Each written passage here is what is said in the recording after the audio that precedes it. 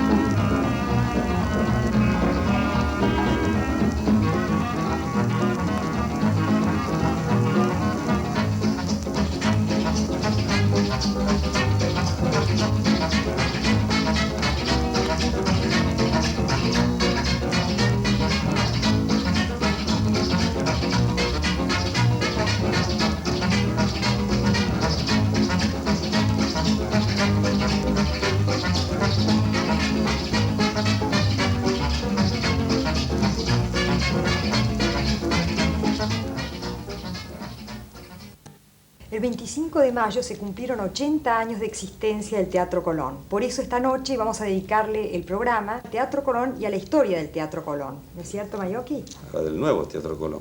¿Y el viejo Teatro Colón, Mayoki, dónde está ubicado? Donde ahora está el Banco de la Casa Central del Banco de la Nación, frente a la Plaza de Mayo. Bueno, es un solar que fue propiedad de Juan de Garay. Allí se festejaban carnavales, ¿no? En ese viejo teatro. Sí, ese teatro se construyó en la década del 850. Ajá. Fue un teatro importante, vinieron compañías europeas, pero lamentablemente fracasó desde el punto de vista financiero. Y se cerró el teatro hasta que se hizo el nuevo, en este siglo, que mantuvo el nombre. Y se inaugura en 1908 con la gran obra de Verdi, ¿no? Aída. Claro, era una época de esplendor en el país, eran los preparativos del centenario. De alguna manera el Colón tenía que inaugurarse para estar listo para 1910. Y en esa época, para un artista incluso extranjero, debutar en el Colón era un gran acontecimiento. Quien no actuaba en el Colón no quedaba consagrado, por más que hubiera actuado en la Scala, en la Opera o en el Metropolitan Opera House. En aquella época había que pasar por Buenos Aires y pasaban los artistas. Por supuesto. Mayoki, hubo también atentados en el Colón, ¿no es cierto? ¿Por qué no nos cuenta el famoso atentado? Y en una ocasión algunos anarquistas, de los anarquistas violentos, porque había anarquistas pacíficos, pusieron un explosivo debajo de una platea en una función importante del Colón, lo cual provocó bastante conmoción. Pero, en fin, la gente que estaba acostumbrada a enfrentar estos hechos se recompuso. ¿Y por qué no les cuenta al público la anécdota esa del hielo, cuando pusieron el hielo en el techo del Teatro Colón? Esa fue una ocurrencia. Es decir, hace varias décadas se resolvió realizar unos bailes para carnaval en el Teatro Colón. Levantaron la platea. Claro, era un día, por supuesto, en verano, de mucho calor. Y alguien no tuvo mejor idea que poner en el techo, por supuesto por la parte de afuera, ¿no?, barras de hielo, para ver si con eso menguaba la temperatura. El hielo comenzó a derretirse, el agua comenzó a entrar y así se destruyeron las antiguas pinturas. Donde hoy están las de Soldi. Bueno, las de Soldi hubo que hacerlas y pedirle a Soldi que las hiciera para reemplazar aquellas que fueron víctimas de algo tan simple y tan elemental como el agua, ¿no? Además de la ocurrencia, alguien que no tiene la menor idea de lo que estaba haciendo, ¿no? Increíble, realmente. Sí, realmente increíble, pero son cosas. ¿Cuántas figuras pasaron por el Colón, no es cierto, Mayoki? Desde Caruso a Claudia Mucio, Lili Pons y tantos inclusive otros. Manuel de Falla también, que murió en Altagracia, creo, sí, ¿no? Por supuesto, sí. Manuel de Falla vino a vivir a nuestro país. Y por supuesto dirigió en el Colón, grandes directores también. ¿Y qué les parece si ahora vamos a recordar todo esto que están diciendo con imágenes?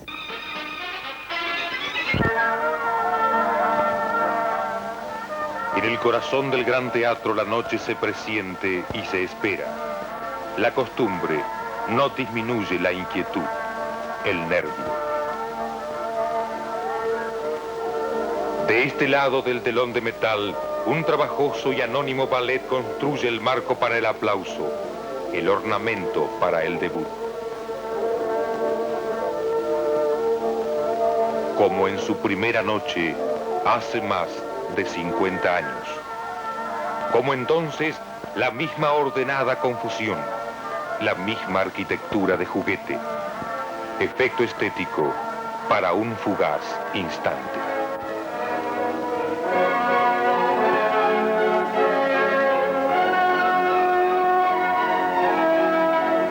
Solo el teatro, con su quietud de estuco y bronce, prolonga su fama y su grandeza conquistada en 1000 noches de suceso. Entre las dos veladas, extremos de una historia, medio siglo de brillo y ovaciones, de arte y de prestigio.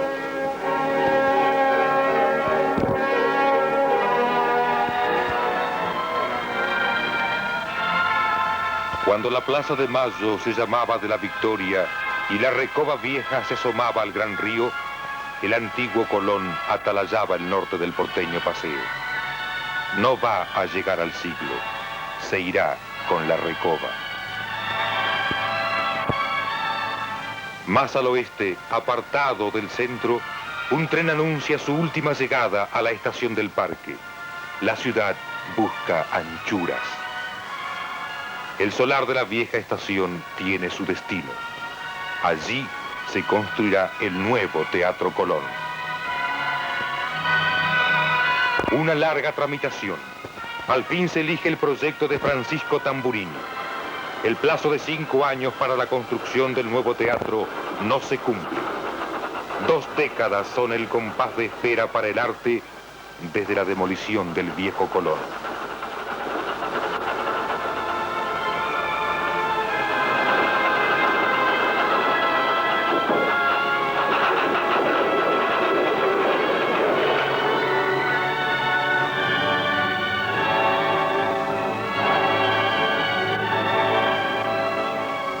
Finalmente, mayo de 1908 va a cambiar la fachada del Teatro de la Plaza de la Victoria por la graciosa arquitectura de tendencia francesa del flamante Coliseo.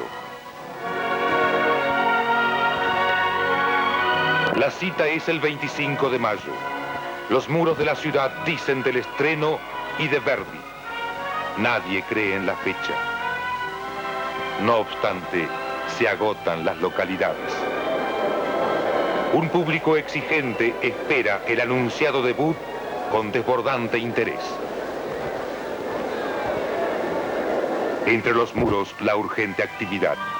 Decorados, ensayos, vestuario. 500 gotas de luz de gas enjollan la araña central.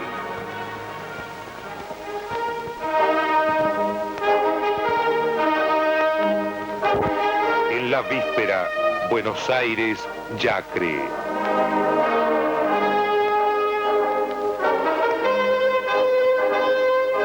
Figueroa Alcorta, el presidente que asiste por la mañana al patriótico Te Deum, es invitado de honor a la función inaugural de esa noche. Concurrirá con sus ministros y una corte de embajadores, críticos, políticos, personalidades.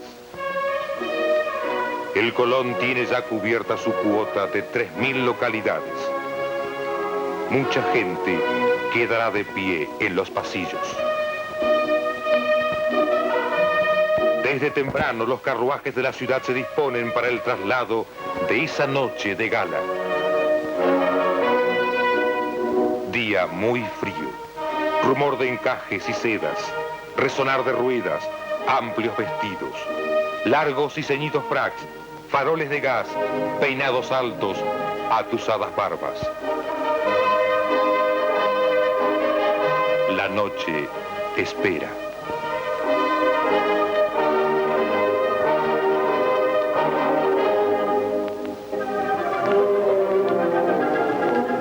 Y la noche promete una cita con un programa lírico nunca visto en Buenos Aires. una gran compañía italiana va a ofrecer Aida de Verdi.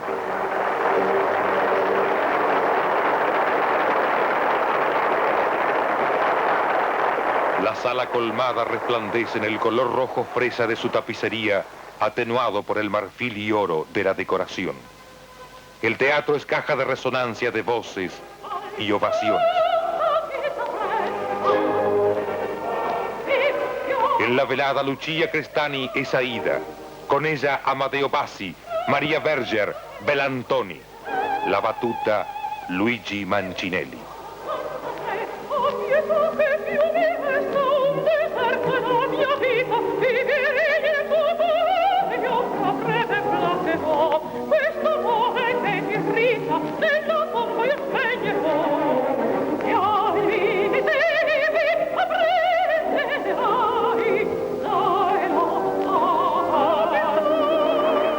Verdi es el punto de partida de 1000 noches triunfales.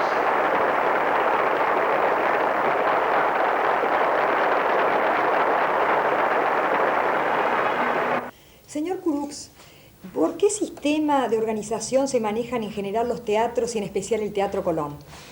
Bien, los teatros líricos, quiere decir. Los teatros líricos generalmente se manejan en dos sistemas diferentes. Uno es el sistema de stagione, en que trabaja el Teatro Colón y algunos muy pocos otros teatros en el mundo. Y el otro sistema es el sistema de repertorio, en que trabajan la mayoría de los teatros europeos y que obviamente tiene sus ventajas. ¿Y en qué consisten estos dos sistemas? El de stagione, que es el de, como usted menciona, el del Teatro Colón, y el de repertorio. Bien, el stagione consiste en realidad una larga tradición que antes venían los grupos íntegramente de extranjeros. Si nos acordamos, inclusive la inauguración de Teatro Colón fue realizado por un grupo de cantantes, orquestas y músicos. Toda una compañía, ¿no? Toda una compañía que viene por una temporada, se da X funciones de X óperas, pocas funciones, uno después del otro, y después se retira. Bueno, el sistema de stagione, entonces el Teatro Colón sigue en esta forma, únicamente, lógicamente, que ya son elencos nacionales, que en un año se dan relativamente pocos títulos. Normalmente se dan aquí en Teatro Colón 10, 12, a veces 15, llega al máximo al 20, pero normalmente no entre 12 y 15, varias veces seguidos uno después del otro, con un grupo de cantantes contratados, generalmente a los protagonistas extranjeros, y la orquesta y el cuerpo de baile del... Ahora, señor Kurux, ¿qué ventajas y qué desventajas tiene este sistema? Bueno, estas ventajas y desventajas son muy importantes. El sistema de stagione tiene la enorme ventaja de ofrecer espectáculos de gran categoría. Fíjese que vienen generalmente artistas de primera categoría, generalmente, no siempre, pero generalmente vienen artistas de gran categoría, están acostumbrados a trabajar juntos, entonces se dan uno después del otro de la misma ópera varias veces, que no permiten que esta ópera sea caída en su formación, y con un buen director, entonces se dan espectáculos de gran categoría. Ahora yo quiero preguntar, desde el punto de vista económico, ya no de la calidad del espectáculo, sí, ¿este sistema es conveniente? Bueno, este sistema es conveniente en los teatros donde hay mucho dinero, como por ejemplo el Metropolitan y algunos muy pocos. Pero el Teatro Colón, a pesar que sigue este sistema, no es muy conveniente. No es muy conveniente sobre todo por razones económicas. Pero la mayor inconveniencia de este sistema, aparte de la única gran conveniencia de grandes categorías normalmente de los espectáculos, es la desventaja, es pocos títulos por año, pocas funciones, muy poca cultura musical que puede recibir el público, porque en un año pueden recibir 10, 12 diferentes títulos, y a lo mejor una obra de gran categoría, que es una importante obra de repertorio internacional, durante 15 o 20 años no se hace, y sucedió muchas veces. Y además, la otra desventaja, que hay poca posibilidad para los cantantes locales, poca posibilidad de la difusión de la arte musical al público y enormes gastos. Al igual que la Ópera de París, la Ópera de Viena,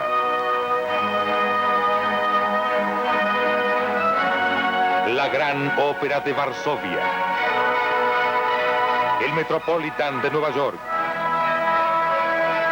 o la Scala de Milán, el nuevo orgullo porteño va a brindar al país lo mejor del cartel internacional.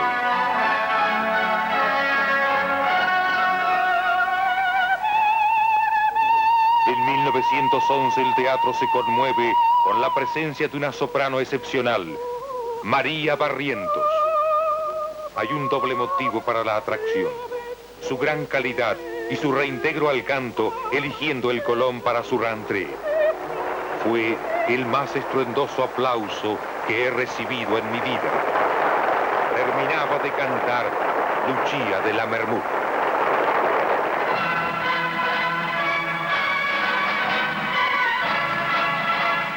Un año después, la rigurosa y genial batuta del maestro de maestros se agita en el Colón.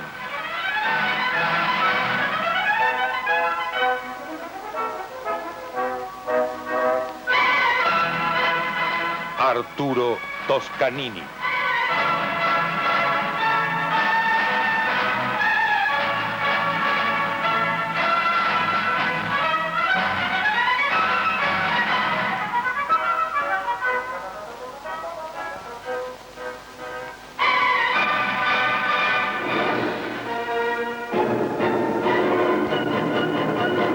La temporada del año 13 brinda un espectáculo fuera de lo habitual: el debut del ballet ruso de Diaghilev.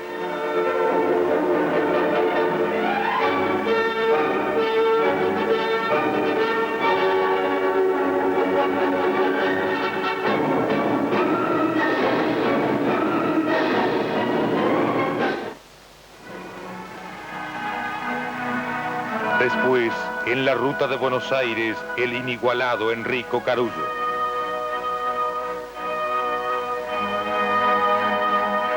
Su voz recibe la ovación en los muelles de la ciudad.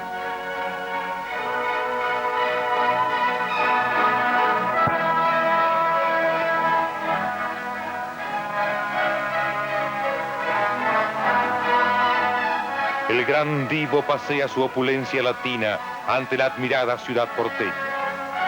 El Colón anuncia su debut con I Pagliacci a beneficio del círculo de la prensa.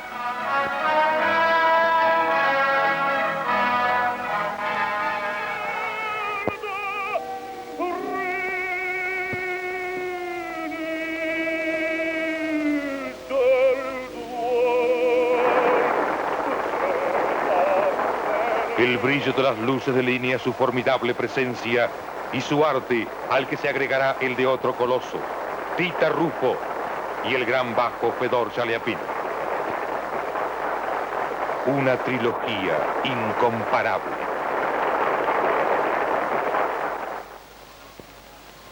En esa temporada, la argentina Ina Spani alterna en una línea de primer plano mundial. Todo Buenos Aires pugna por la admiración.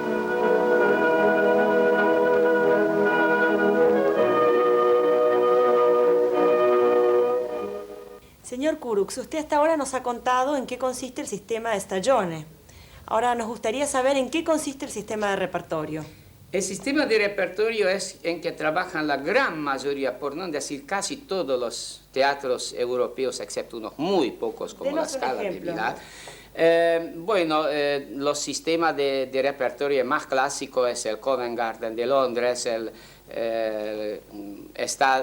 los dos óperas de Viena, y todos los países socialistas trabajan con sistemas de repertorio.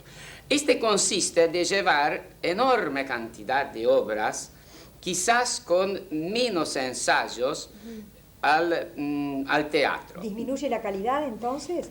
algo disminuye. Es indudable que el sistema de repertorio no permite, ya por los pocos ensayos y ya por lo no siempre disponible tan grandes artistas, económicamente tampoco, disminuye algo, pero es una desventaja muy pequeña frente a otras ventajas enormes. ¿Qué sería la difusión? Que sería, primero, la gran difusión del arte musical. Segundo, mucho mayores entradas. Quiere decir, desde el punto de vista económico es mucho mayor.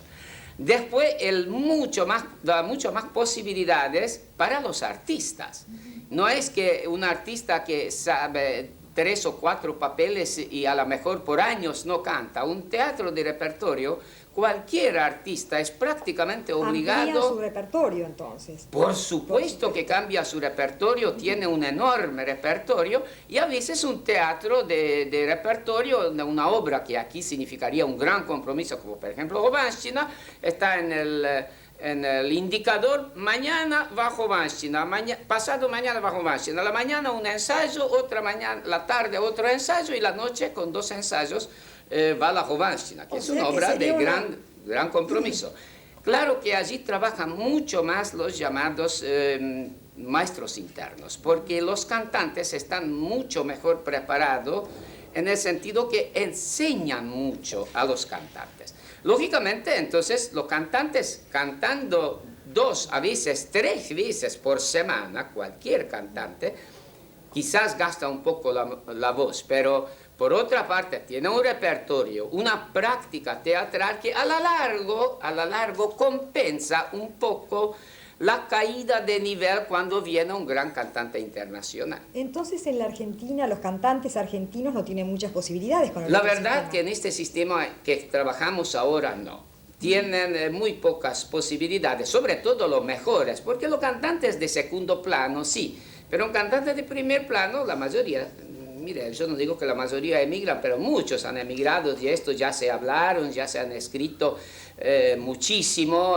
No quiero repetir el tema porque es un tema archiconocido, pero de todo modo hay una posibilidad mucho menor para los cantantes y una difusión mucho menor para el público, que al fin y al cabo mantiene el teatro y le gustaría escuchar obras, aunque empiezan con un sistema, con algunas obras de menor exigencias musicales, como pueden ser las obras de Mozart o las obras belcantistas de los italianos, pero un mucho mayor número de difusión. Claro que hay una cosa que deberían trabajar mucho más. Ajá. Y esto significa mayor problemas sobre todo gremiales, que no siempre es fácil de enfrentar. No envidio sinceramente al director de Teatro Colón en este sentido. Y además hay mucha gente que le gustaría simplemente cobrar y sin trabajar. Mientras en esta forma sí, quizás cobrarían y cobrarían más, pero trabajarían mucho más. Claro. Señor Kurux, ¿nos acompaña en el próximo bloque y seguimos conversando? Cómo no, con mucho gusto.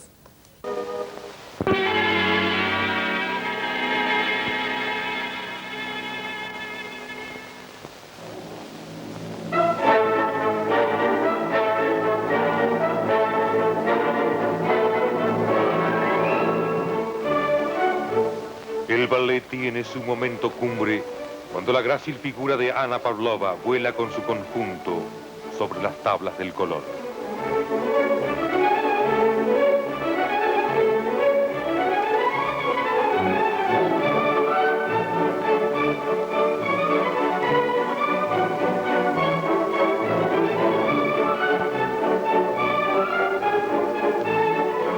Su brillo deja una estela de años.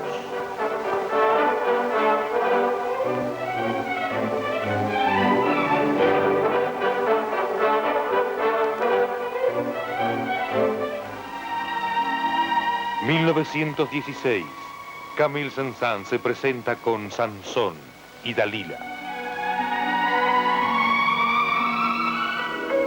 1918, el aporte de Manuel de Falla estrena Noches en los Jardines de España.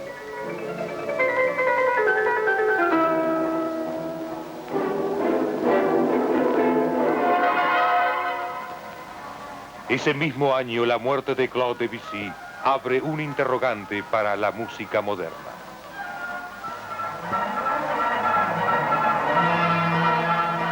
Después su estructura atrapará para sí y para siempre el arte y la figura de los grandes de la música y de la escena.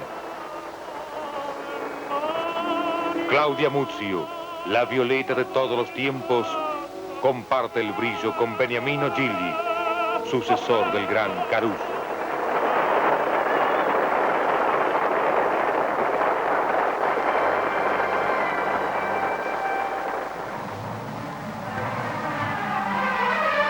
Richard Strauss, figura cumbre de la música neorromántica, aporta su obra y su prestigio en un brillante ciclo.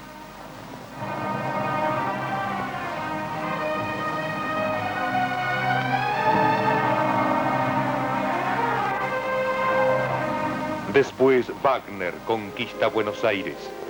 La Filarmónica de Viena ofrece su tetralogía.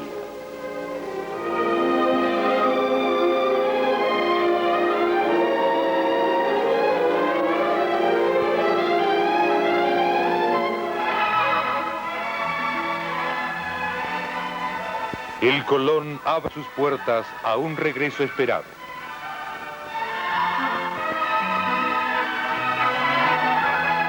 Richard Strauss deja por última vez su presencia y el romanticismo de su obra preferida, El Caballero de la Rosa.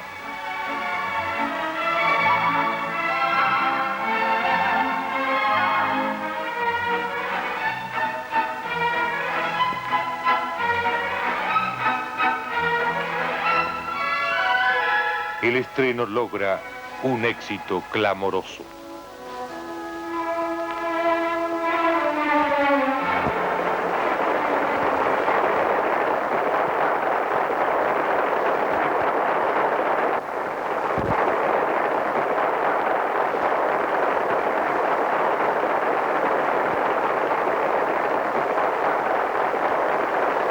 En 1928, la llegada de Igor Stravinsky pone la nota diferente.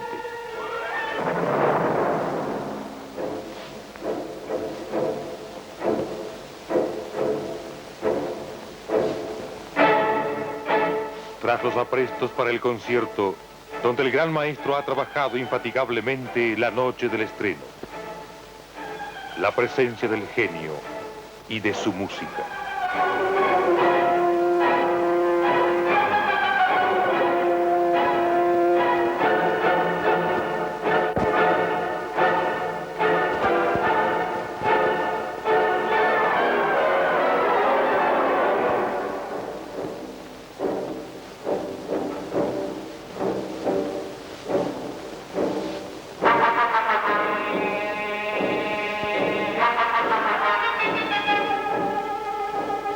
Claude Debussy ha encontrado al sucesor.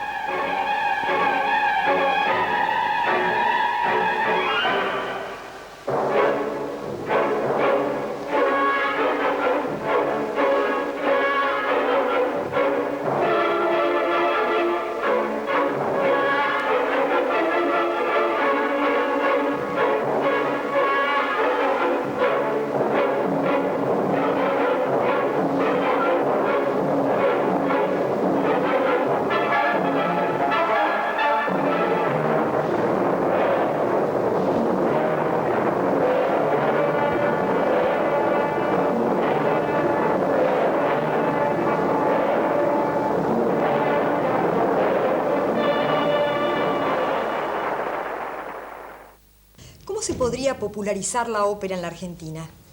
Bueno, en realidad no necesitaría mucha propaganda para popularizar. La popularización, no sé si usted entiende la ópera o el Teatro Colón. Ninguna manera es la popularización de Teatro Colón llevar tango al Teatro Colón porque es absurdo. Primero porque hay muchos lugares donde pueden transmitir tango o música ciudadana, sino deberían dar mucho más funciones operísticas al público, que exige, porque mire, si podrían llenar las salas de Teatro Colón sí tendrían 4 o 5 funciones por semana, mientras ahora tienen 1 o 2 y los otros tienen que llenar con ballet, con orquestas sinfónicas de las otras sociedades musicales como el Mozarteum Wagneriana. Por otra parte, no hay otra sala en Buenos Aires que... ¿Y usted no cree que sería bueno que se ampliara, digamos, la actividad operística a otras salas, a otros ámbitos? Esto sería lo ideal, porque tampoco se puede empezar con bisoños cantantes que recién empieza su carrera en la enorme sala de Teatro Colón, que necesitan latifundista de voces. Yo ahora estoy pensando, en una época en la Argentina la ópera fue muy popular, tal vez también porque estaba vinculada a un gusto por la canzoneta napolitana, la ópera tal vez más ligera, pero de cualquier modo era accesible a un público realmente que se puede decir popular. Y existían varios teatros, no solo el Colón era la culminación de una carrera. Así es. Bueno, por ejemplo, en cierta época devolvieron al Teatro Colón el Teatro Alvear, que es propiedad de la municipalidad, en que daban, por ejemplo, operetas. Solamente la gente de la calle llenaba todas las noches, porque no se puede empezar con los cantantes locales dar obras de Wagner, obviamente es absurdo. Pero sí que pueden empezar, por ejemplo, operetas, no solamente en verano, inclusive en invierno. Ahora lo menciona Wagner, ¿no? Entonces ya no yendo al sistema, sino a los compositores. ¿Qué compositores son aquellos que usted cree que con los cuales es más fácil comenzar a educarle el oído al público? Bueno, el oído del público está bastante educado. No se olvida que el público puede escuchar muchas óperas por radio, televisión mucho menos, además con discos, así que no hay, en este sentido, no hay una falta de cultura receptiva popular, sino hay falta de difusión de la música operística, porque el Teatro Colón da muy pocas funciones. Es inclusive dentro del sistema de estaciones uno lo que menor cantidad de funciones ofrece por año. ¿Y a qué se debe eso? ¿Usted sabe el motivo o tampoco? Bueno, quizás por razones económicas, pero de todo modo, inclusive otros países en que rige el mismo sistema estaciones que de Argentina, dan 3 o 4 veces más número de funciones. Y del sistema repertorio ni hablar. El sistema de repertorio hay centenares de funciones por año. ¿Tiene ejemplos con cifras? Creo que... mire, en París, en las 2 óperas, sistema estaciones, es decir, el sistema como trabaja el Teatro Colón, en 2 óperas, tienen 2 óperas, dan 280 funciones.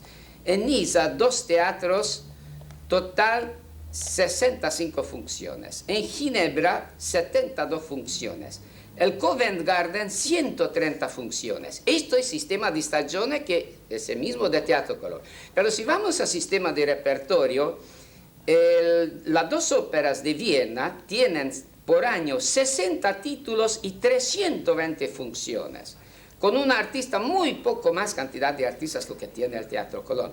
En Hamburgo, 270 funciones en 40 títulos. ¿Usted cree que entonces un poco esa pérdida del gusto o de ir a la ópera en la Argentina se deba a un mal manejo del sistema de la ópera o cree que realmente la ópera ha pasado de moda un poco aquí? No, la ópera no ha pasado de moda porque en Europa todas las revistas de la música clásica están clamando al cielo que necesitamos más cantantes porque se llenan todas las óperas a pesar del sistema repertorio. Es decir, no se perdió, la ópera no perdió vigencias y mucho menos en una ciudad como Buenos Aires que tiene 10 millones de habitantes en los alrededores y tienen un solo teatro. Esto, si hay una permanente función de óperas, el público llenaría. Entonces no solamente esperemos que realmente puedan haber más teatros y podamos todos recibir más óperas. Y continuamos con usted en el próximo bloque. 1931, Buenos Aires va a escuchar El Barbero de Sevilla. El Colón reúne 4 nombres que hacen época. Lili Pons, Salvatore Baccaloni, Carlo Galetti, Tito Esquipa.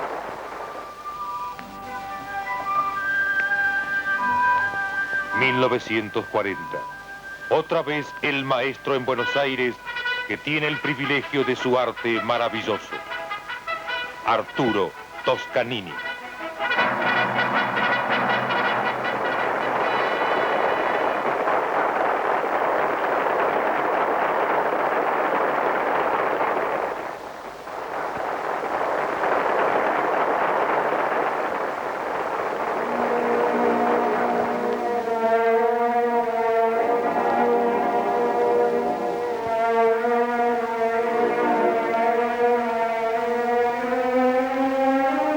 Después, 100 nombres, 1000 nombres más en la vertiginosa reseña de una historia que arranca el 25 de mayo de 1908 para mostrar un mundo luminoso.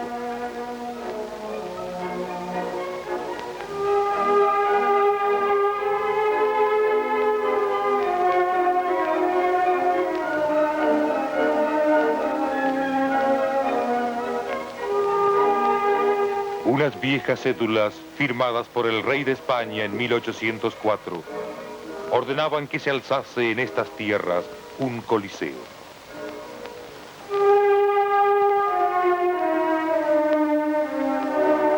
Desde entonces la ciudad tuvo su gran teatro.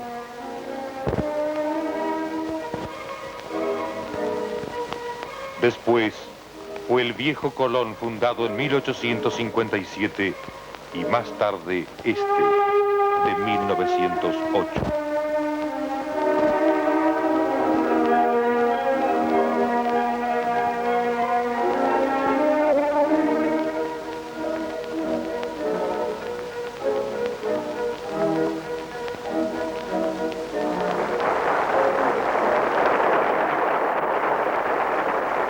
Desde la primer gran velada, desde ese 25 de mayo, más de medio siglo transitando el esplendor de la gloria.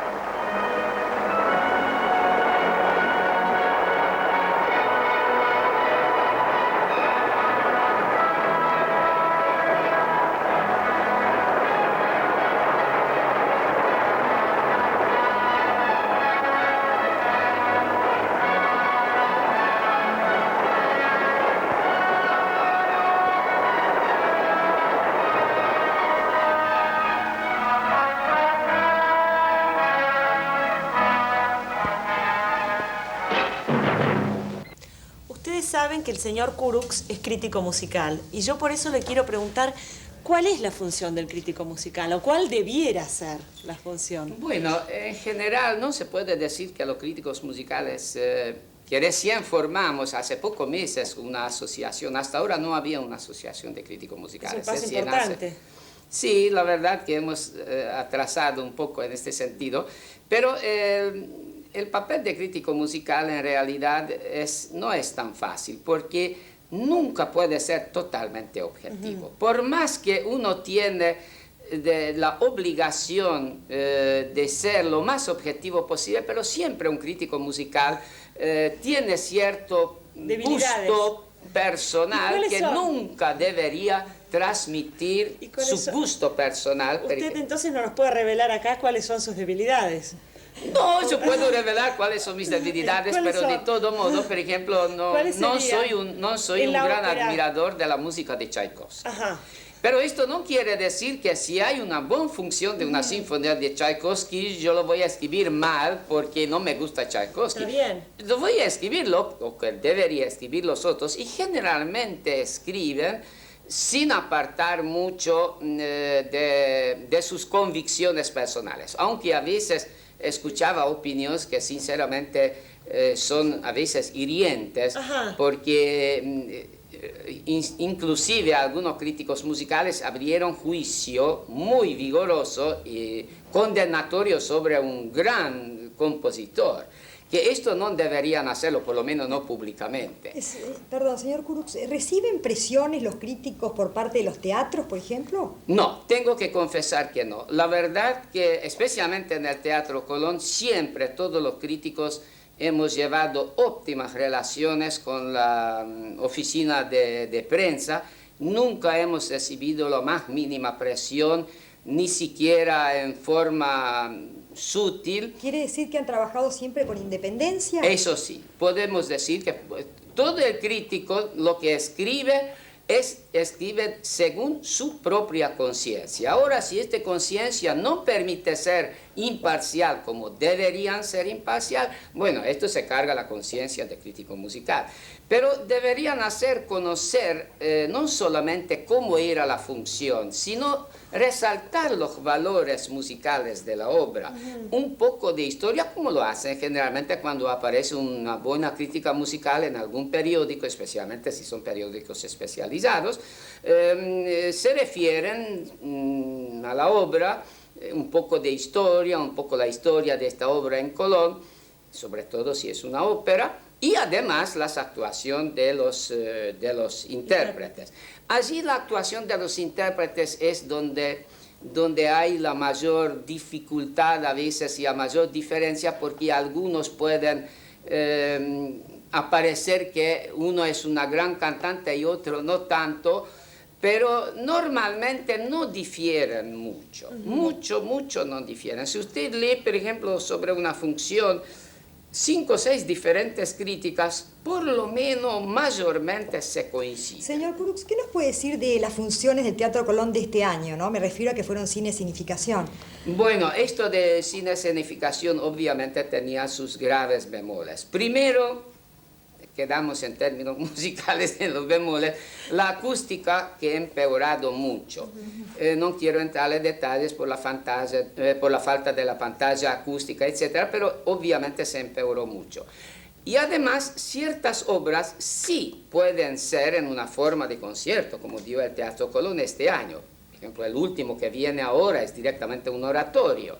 El Nabucco también acepta esta puesta de escena, llamamos así, adelante de una cortina bajada. Concertal, sí. Pero ya, por ejemplo, el Fidelio es un poco más difícil representar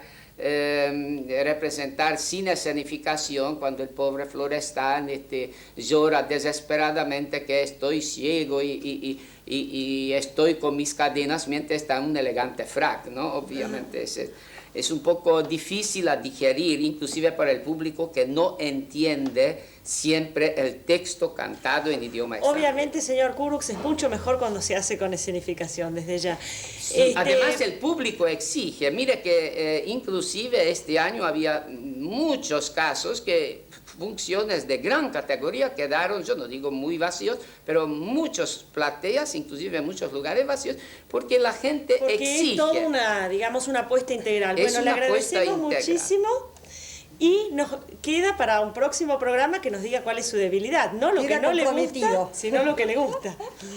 Gracias, muchas gracias. Mirando atrás de hoy tiene que haber resultado altamente agradable y emotivo para quienes ven en el Colón un poco una parte de su vida, por el arte, por la música. Y para esa gente les prometemos otros programas también sobre el Teatro Colón. En este programa hemos llegado solo hasta 1949, que fue el año en que María Callas con 26 años nos visitó, pero en el programa que viene los vamos a esperar con más material fílmico ya de épocas más recientes. Gracias. Buenas noches.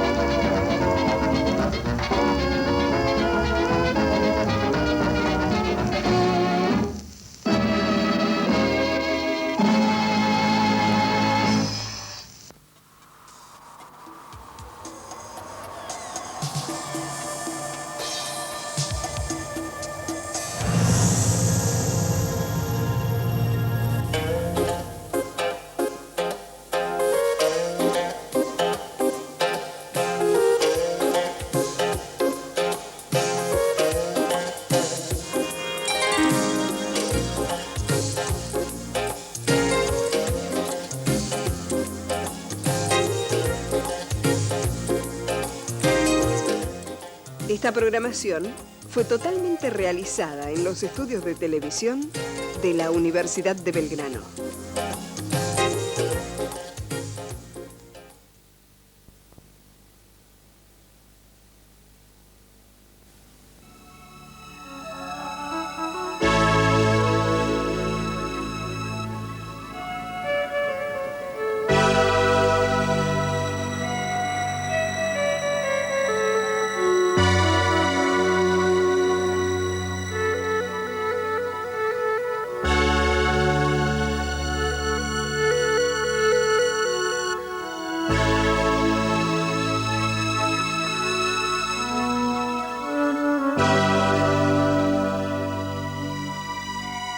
La programación de los próximos 60 minutos es una producción integral realizada en los estudios de televisión de la Universidad de Belgrano.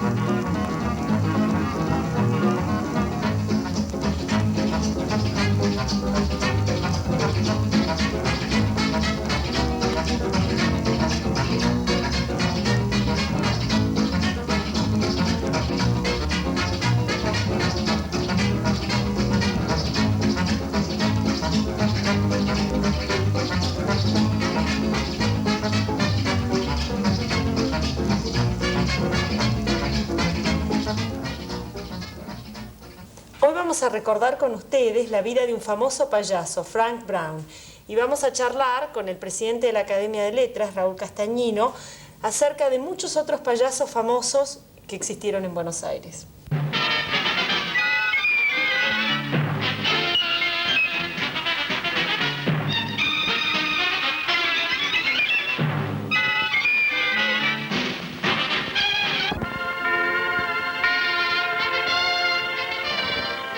En el Buenos Aires de los años 40, el celuloide es imán que atrae multitudes.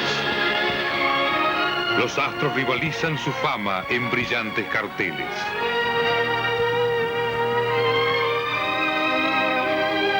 El tiempo ha cerrado la cortina del viejo circo.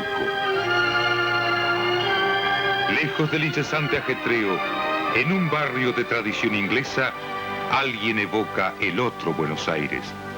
Frank Brown arranca de su memoria un recuerdo que empieza más allá del puerto americano.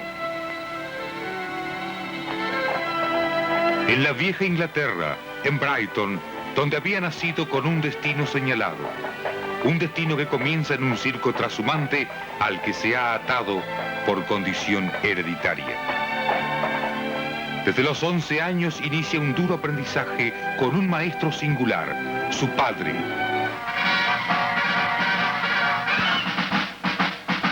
Bajo la carpa de Henry Manley, aprende Frank el arte de la pirueta y de los saltos en el aire, pero también a enaninarse la cara y a hacer reír.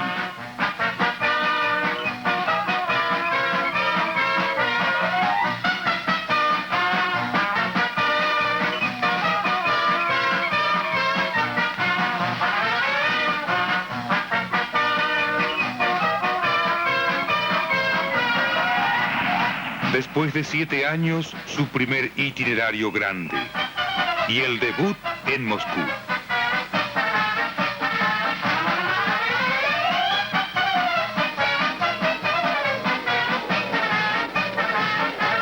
Su historia es la clásica historia del payaso, triste, romántica, llena de viajes y carcajadas, con un marco de alegría y enternecido agradecimiento. De vuelta en Londres, cambia de circo. Con los hermanos Carlo, sin esperar, parte en una nueva gira. varios puertos va a tocar antes de alcanzar la meta que el destino le ha fijado. Esa casi aldea, aferrada todavía por los dedos rebeldes de la pampa, que va a atraparlo sutilmente para siempre. La Habana, México, Trinidad, una larga temporada en Nueva York y por fin, Buenos Aires.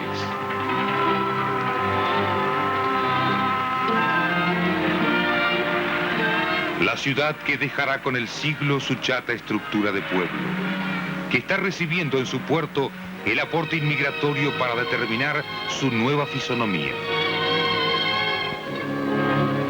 Francia asoma a la ciudad que debe conquistar y es el primer conquistado.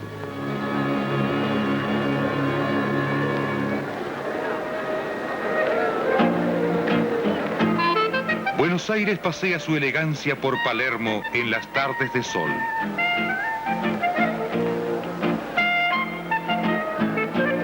Por el sur, busca en el tango afianzar su personalidad. Es la ciudad que mira y critica.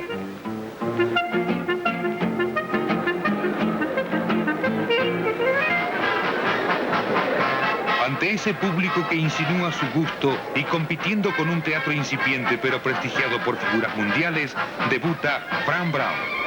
Desde ese día hasta el 1 de enero de 1924, en que cerró su vida de juglar vistiendo por última vez su traje de volados, va a oficiar incansablemente el piadoso arte de alegrar. Cuando después de 4 años abandona Los Carlos y presenta su propio circo, Buenos Aires ya estaba ganada por su gracia.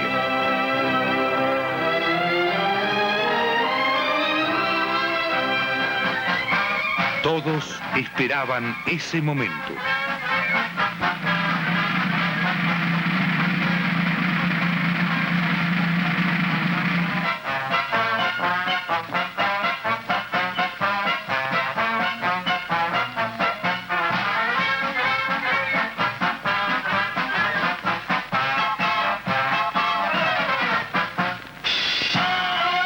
Entonces el gentleman asoma bajo su traje de payaso. Y aun cuando el mensaje va dirigido a los niños, sus actuaciones dejan un saldo de humana filosofía que conquista el aprecio de las almas sensibles.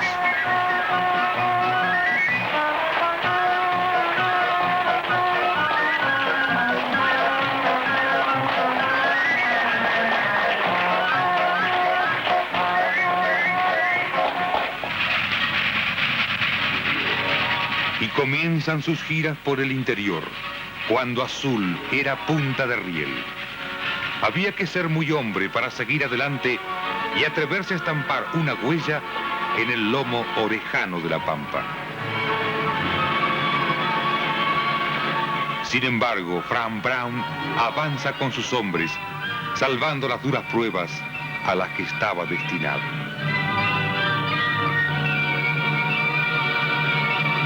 En cada presentación el circo renace con su pureza de espectáculo virgen, casi lindante con la fantasía. Bajo el cono de lona, el arabesco de los equilibristas hace detener el pulso.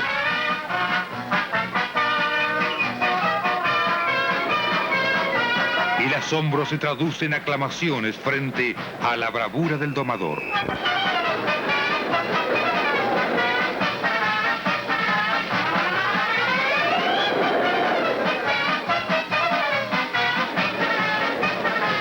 La habilidad de animales y artistas deslumbra a grandes y chicos.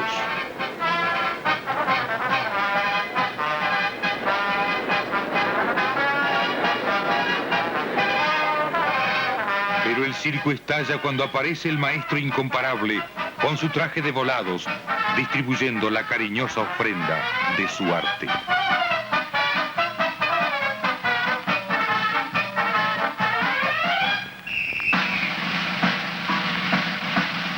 Paradójicamente, al brillo de sus triunfos, acompañará siempre como contrafigura un sino adverso que pondrá a prueba su fortaleza de espíritu.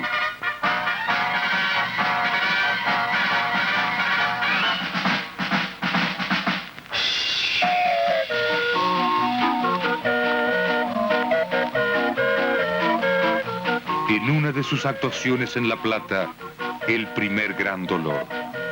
Eddie Austin, la écuyère del circo, su mujer, dejará la vida en una pirueta ante sus propios ojos.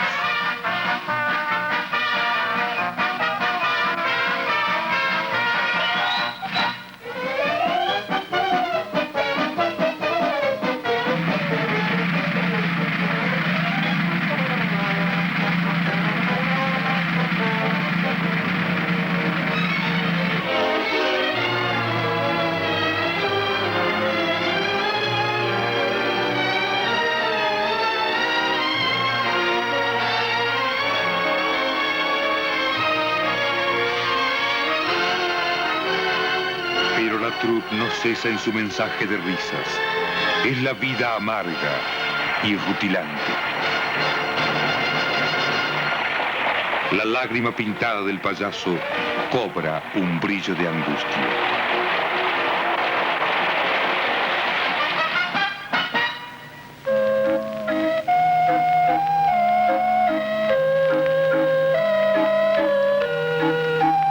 Frank ha quedado solo con su carpa de ensueño, último refugio de ese mundo funambulesco y errante, con su enorme ternura sin dueño. Entonces, con pudor de hombre, disimuladamente, la arroja a puñados a los niños, sin saber que esa bíblica siembra le devolverá, al fin, 100 por 1.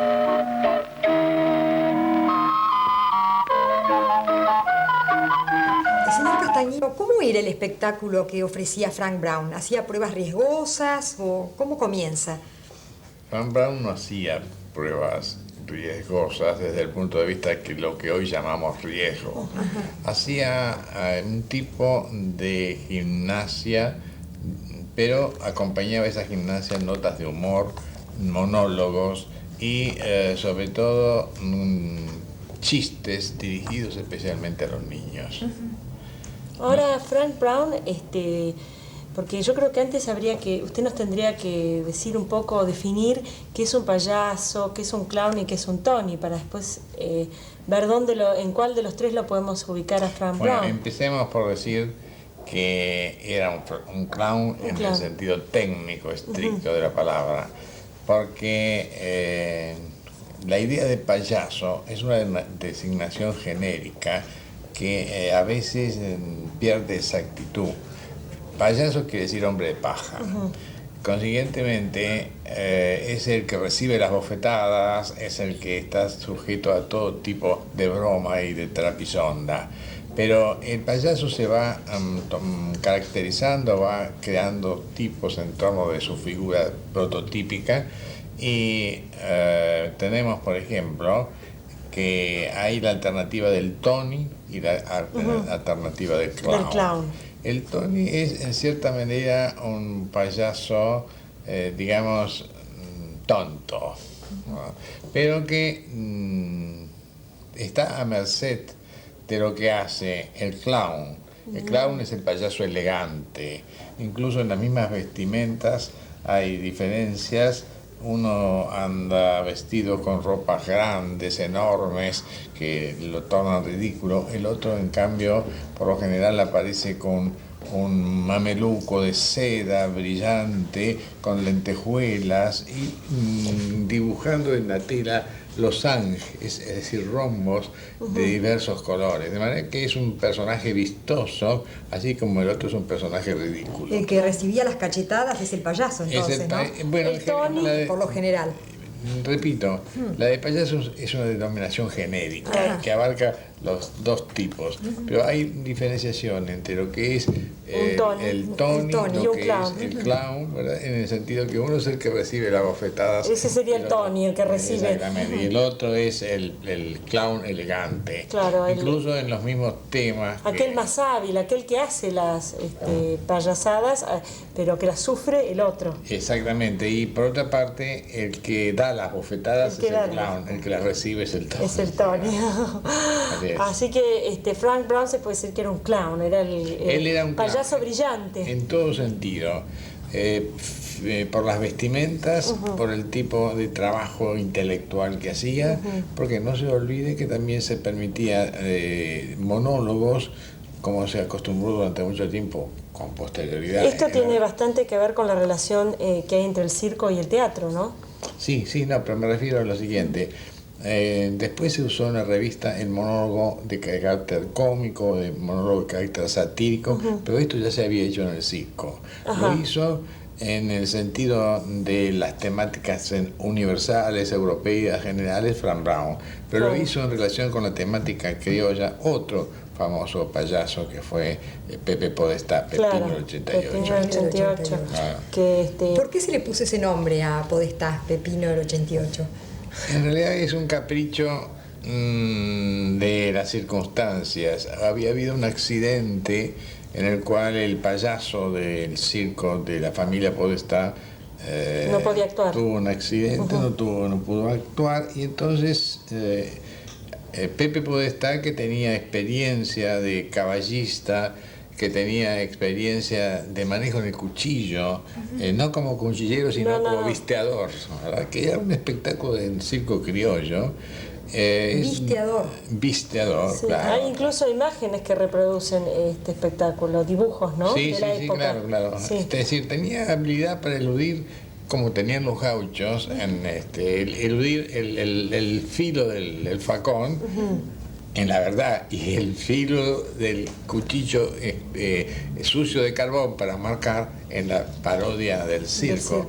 Pero esto inclusive ya forma parte de nuestra literatura, porque si ustedes recuerdan, en Dos Segundos Sombra, uno de los personajes es el que sabía vistear y que tenía la habilidad que le enseñaba al chico Fabio Cáceres, ¿no? Entonces Pepino, entonces Pepino en el 88, que tenía estas habilidades, bueno, como entonces dice cuando usted... tiene el accidente, el clown titular, el payaso titular del circo, entonces lo sale a reemplazar. Pero no tenía vestimentas adecuadas, y entonces la madre le cosió unas sábanas en forma de bombachón, y con una levita vieja del padre que la fue recortando con distintas figuras, la casualidad quiso que esas figuras parecían 2 8, 88.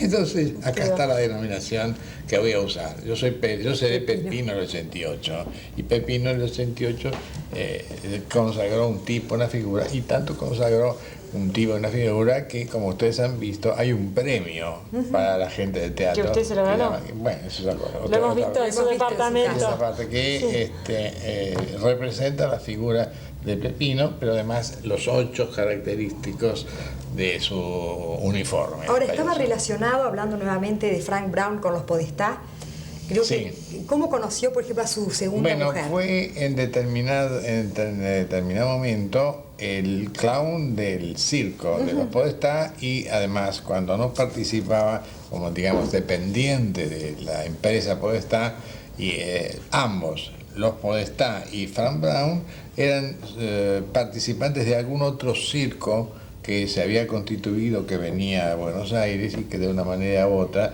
entonces tenía margen, daba lugar, tenía cabida para todo tipo de atracción que podía ofrecerse en Buenos Aires. Ahora, a mí me gustaría que usted nos contase un poco qué relación había en ese momento entre el circo y el teatro, o mejor dicho, cómo el circo daba cabida a espectáculos que podríamos considerar como teatrales.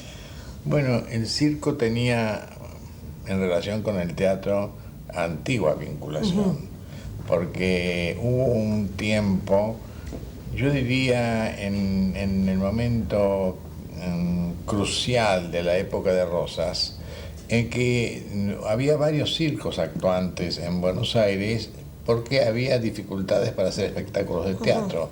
El espectáculo de teatro siempre exigía una adhesión a la causa del federalismo, exigía la divisa colorada, en fin, todos los atributos que marcaban una sumisión. El circo era más libre, no tenía necesidad de esas formas de humillación.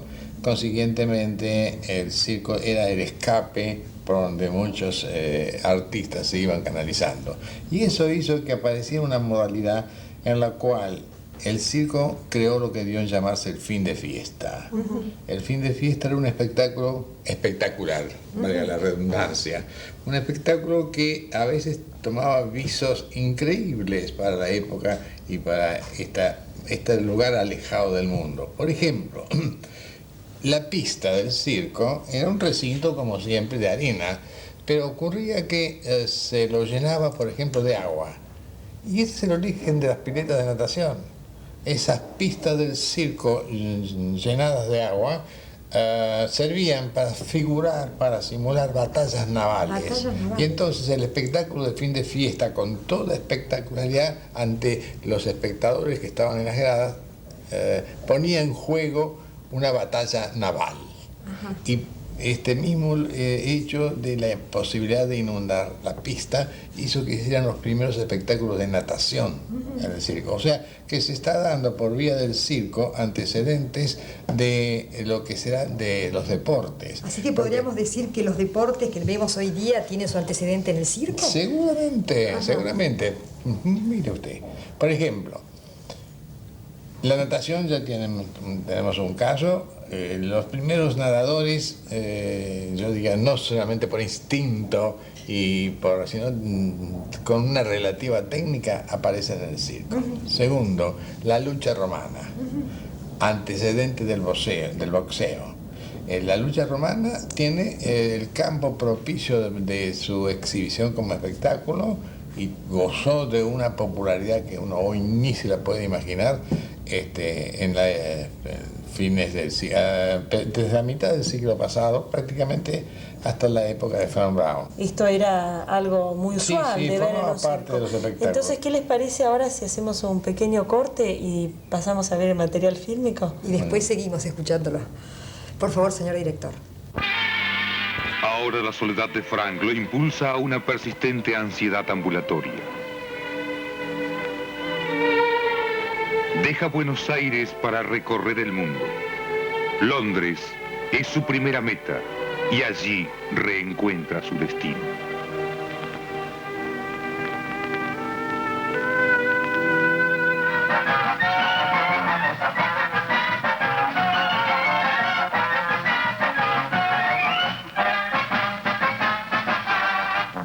Una Argentina asombra a los públicos de toda Europa con su silueta trepando a las maromas más altas, casi donde la carpa termina su embudo, para lanzarse en arriesgados y difíciles saltos mortales.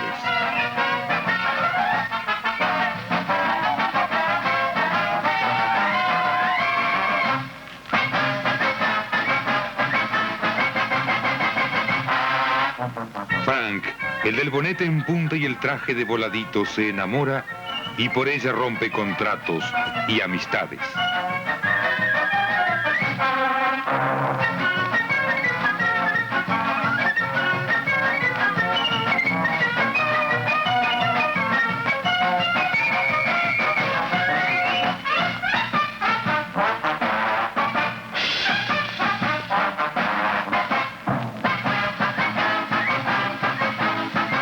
A cambio recibe un amor que ya no lo abandonará.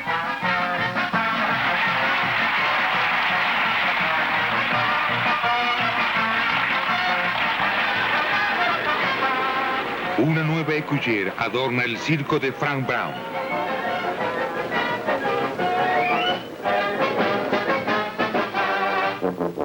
Rosita de la Plata. Juntos cruzan tierras y mares a tope de júbilo y angustias, de abundancia y pobreza.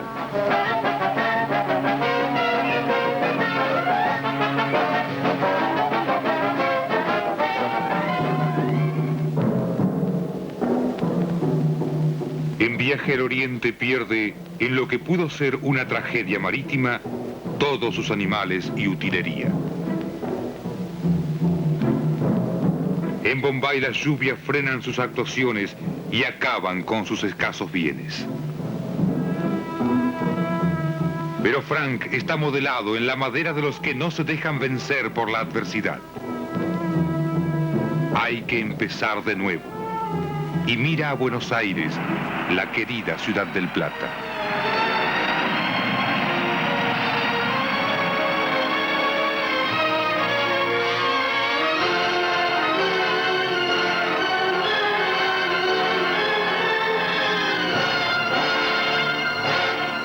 ciudad lo sorprende otra vez.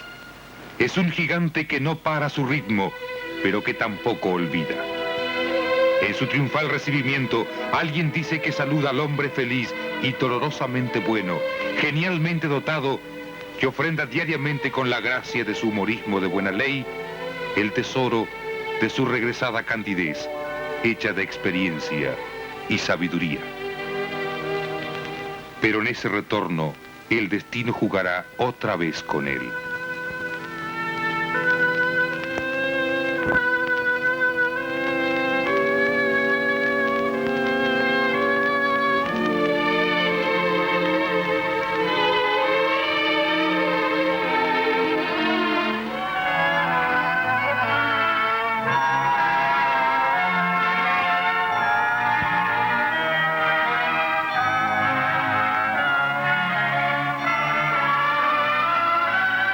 Es el año 10, el año del centenario.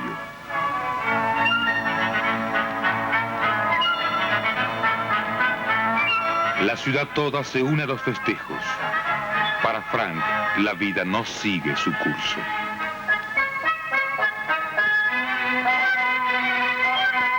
El señor de la farsa se desdibuja de la imaginación de los niños.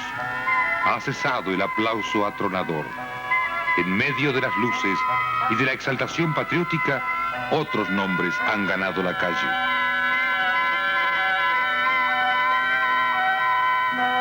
De todas partes del mundo llegan personalidades. Se trabaja febrilmente organizando exposiciones, preparando residencias, inaugurando monumentos. Miles de personas vuelcan su entusiasmo y su curiosidad en grandiosos espectáculos. Frank Brown busca refugio en la bohemia. Es entonces cuando confraterniza con Rubén Darío, Capairó, Charles de Soissons, que ven tal vez en él el símbolo fraterno de sus vidas.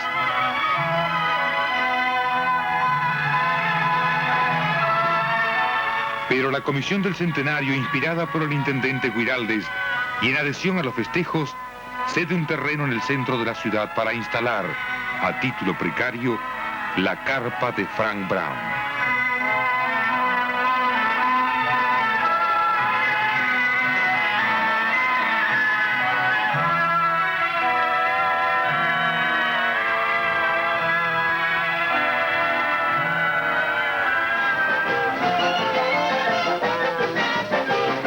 Es el homenaje de la ciudad, es su esperado retorno.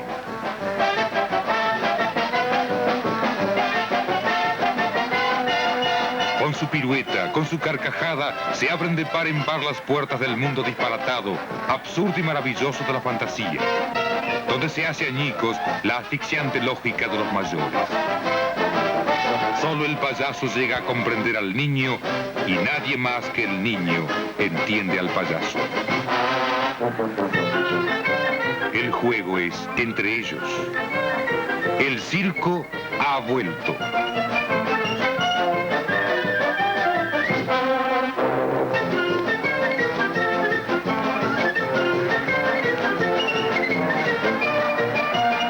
Poco va a durar su alegría. De ello se encargará un grupo de irresponsables.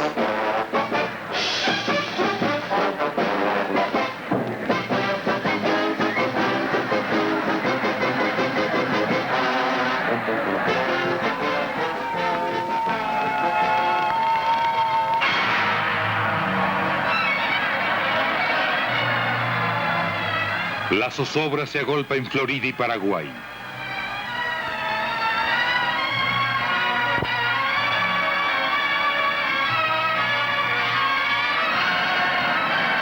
El premeditado incendio va a destruir la lona y las ilusiones del cansado payaso.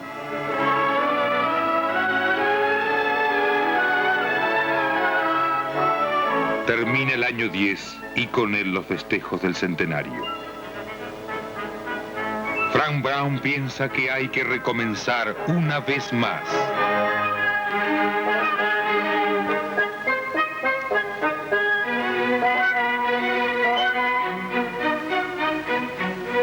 Junto a Rosita de la Plata reúne a la compañía, dispuesto a resistir, si fuese necesario, otra vez a la adversidad.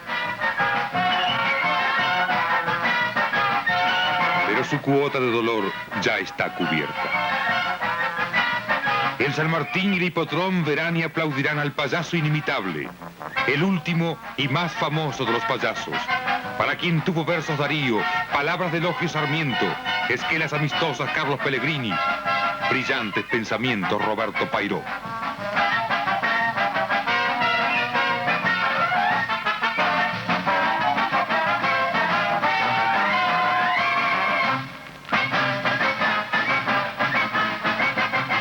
En el año 24 pisa por última vez el picadero.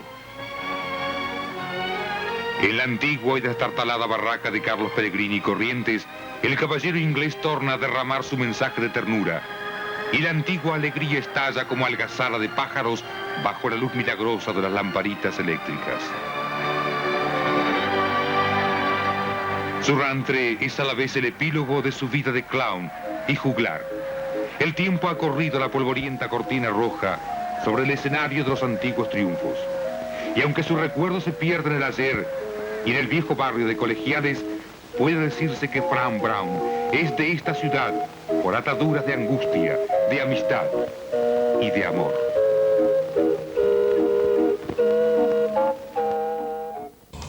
¿Qué nos puede decir de Rosita del Plata, la segunda mujer de Frank Brown? Creo que estaba relacionada con los Podestá también, ¿no es cierto? Sí. La llamada Rosita del Plata había sido esposa de uno de los Podestá.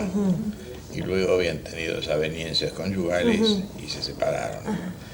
Ese fue el tiempo en que entró a trabajar con los Podestá Frank Brown y luego se fue. Hicieron. Bueno, pero más allá de digamos, estas desavenencias personales, creo que ella era una gran estrella dentro del circo. Bueno, pero las desavenencias no tienen que ver con el estrellato. ¿No? Sí.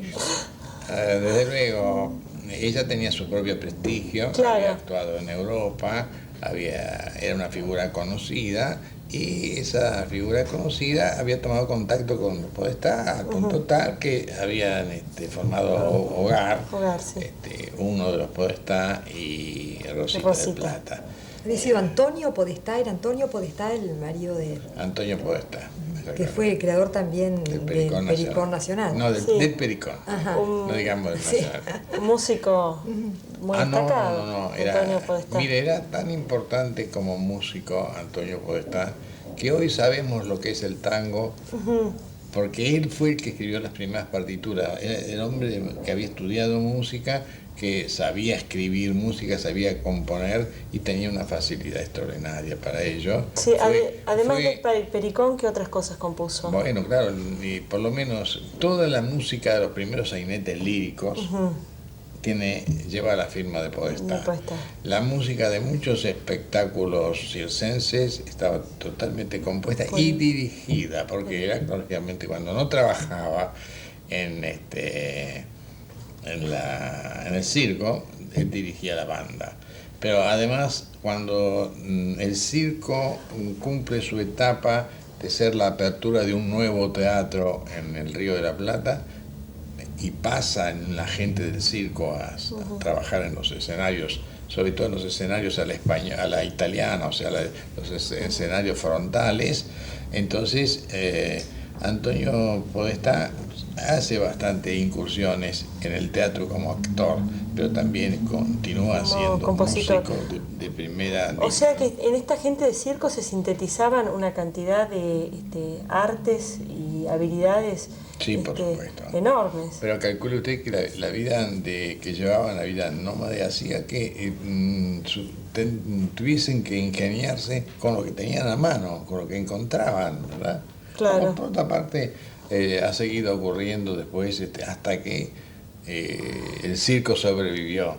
Porque ahora no se lo ve tan sobrevivirse el circo, sino más vale a los conjuntos radioteatrales. Porque hay una etapa en que los elencos de radioteatro son la intermediación entre lo que fue el circo y lo que será la necesidad de espectáculos que tienen los públicos de determinados lugares, ¿no? Claro, y en esa época también una de las cosas importantes que también van a ser los elencos de radioteatro eran las giras por el interior. Bueno, claro, sí, por supuesto. Hay que ver lo que era la gira por el interior, porque no había carreteras, no había caminos, era todo huella y barro. El sentido de familia debe haber sido muy fuerte de toda esta gente de circo, ¿no? Porque se tendrían que trasladar familias enteras. Eso es una de las virtudes del circo, ¿verdad? Eran casi todos familias, los Podestá, los Anselmi, los Raffetto, eran todas familias que se aglutinaban y se agrupaban. ¿Cómo? Los Beil también. Los Beil también, pero ya en la época más de Usted nos comentaba también que creo que fue María Padín, que había escrito una poesía que comentaba la vida del circo, ¿no? Sí. Cómo había sido su experiencia en el circo. Pero lo curioso del caso es que María Padín, en un arrebato así lírico, escribió una poesía autobiográfica donde da cuenta de las peripecias, las penurias de la vida del circo en su infancia, en su niñez, etc. Pero también María Padín fue la primera mujer que hizo el papel de dama joven en una película argentina. Nobleza Gaucha. Nobleza Gaucha, ella fue la protagonista, ¿verdad? Y ella lo recuerda también en sus escritos. O sea que pasó por todas, desde el circo llegó hasta el cine, ¿no? Ella, hizo toda... en el circo contrajo enlace con un actor muy respetado y muy reputado en las primeras décadas de este siglo, que era Arturo Mario, y él la pulió como actriz. Y quien hizo también los primeros experimentos en materia de cinematografía muda, ¿verdad? En la primera década de este siglo. Claro, hasta 1920 más o menos tenían todos los actores su origen en el circo. Claro, sí. ¿A quiénes recuerda, por ejemplo? Bueno, no necesariamente todos, ¿no? Porque no olviden que ya se había fundado, lo fundó La Ferrer, un conservatorio, ¿cómo se llama? Labardén, el conservatorio municipal Labardén, y hacia 1924 se fundó el Conservatorio de Arte Dramático, de manera que ya... ¿Y a quiénes recuerda de los que tuvieron origen en el circo? ¿Qué nombres? Yo diría que casi todos. Casi todos. Porque fíjese, vamos a empezar de los más reputados, por ejemplo, Guillermo Battaglia, el tío de este que falleció hace poco, Enrique Muiño, Elías Alipi, Oreste Caviglia, infinidad de todo. Y no, del mismo modo las actrices, ¿verdad? Olinda Bozán, por ejemplo, Paquito Bustos, toda gente que provenía del circo. Ahora, volviendo a Frank Brown, tengo entendido que el prestigio de él fue tan inmenso que, por ejemplo, Rubén Darío, Sarmiento, Pellegrini, muchos han tenido palabras de alabanza, o sea, el prestigio de Frank Brown acá en Buenos Aires fue una cosa... muy grande, además precisamente por las características intelectuales de su personaje de ficción, ¿verdad? Y tomó mucho contacto con ese mundo. Rubén Darío le dedicó un poema muy interesante. Carlos Pellegrini se declaraba adicto, digamos así, de los espectáculos de Frank Brown. Y otro escritor conocido, Pairo también, no, me refiero a Miguel Cané. Miguel Cané le dedicó una página de memorias recordando precisamente su experiencia de niñez y de infancia, de juventud en la cercanía. Porque lo que yo circo. tengo entendido es que además de sus dotes intelectuales y de ese humor refinado, él igual tenía una gran aceptación con los niños, ¿no? Sí, eso efectivamente hay infinidad de anécdotas. Él hacía un espectáculo preferentemente dirigido a los niños, y luego en determinado momento de ese espectáculo él lo interrumpía un poco así, con palabras preparatorias y demás, y aparecía con una canasta un cesto, ¿verdad?, lleno de caramelos y chocolatines que los arrojaba a la tribuna, y realmente el delirio. Los chicos se volvían locos. ¿Y usted lo conoció a Frank Brown? Yo lo conocí a Frank Brown, efectivamente. Creo que vivía por acá, por Colegiales. Sí, acá en Colegiales vivía, sí. Sí, y usted comentó que como persona era también encantador, ¿no? Era una persona encantadora, sí, efectivamente, sí. Yo era relativamente joven cuando lo conocí, pero realmente... ¿Lo vio actuar? Sí, ¿Dónde lo vio actuar? ¿Usted comió los chocolatines que tiraba Frank Brown? En el circo Hipódromo. ¿Dónde estaba el hipódromo? El Hipódromo, es toda la historia de Buenos Aires, fíjese. Estaba en la calle Carlos Pellegrini y Corrientes Angosta. Frente al hipódromo estaba la iglesia de San Nicolás, ¿verdad? Y en esos lugares todavía existía otro lugar de historia, el Luna Park, el viejo Luna Park, que no que está ahora en la calle de Bouchard, ¿verdad?, sino uno que estaba allí a espaldas de la iglesia de San Nicolás. De manera que todos estos elementos de recordación han desaparecido totalmente de este Buenos Aires de Corrientes Ancha. Esperamos que les haya gustado y esperamos a los chicos el próximo lunes, porque vamos a tener un material fílmico con osos, payasos, monos, elefantes haciendo piruetas. No falten. Buenas noches.